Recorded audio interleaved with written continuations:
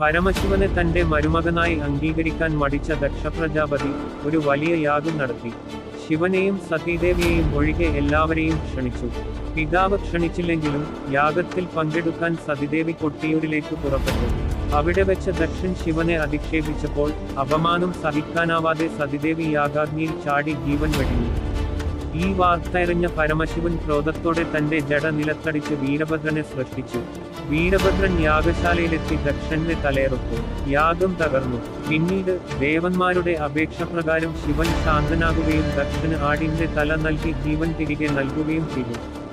ദക്ഷയാഗം നടന്ന ഈ പുണ്യഭൂമിയിലാണ് കൊട്ടിയൂർ ക്ഷേത്രം നിലകൊള്ളുന്നത്. അക്കരെ കൊട്ടിയൂരിലെ മണിത്തറയിലുള്ള സ്വയംഭൂ ശിവലിംഗം ദക്ഷയാഗത്തിന് ശേഷം ശിവൻ സ്വയം പ്രത്യക്ഷപ്പെട്ടതാണെന്നാണ് വിശ്വാസം. ഇവിടെ സ്ഥിരമായ ക്ഷേത്രമില്ല. വൈശാഖ മഹോത്സവ കാലത്ത് മാത്രമാണ് ഈ ക്ഷേത്രം തുറക്കുന്നത്. സതിദേവി ദേഹത്യാഗം ചെയ്ത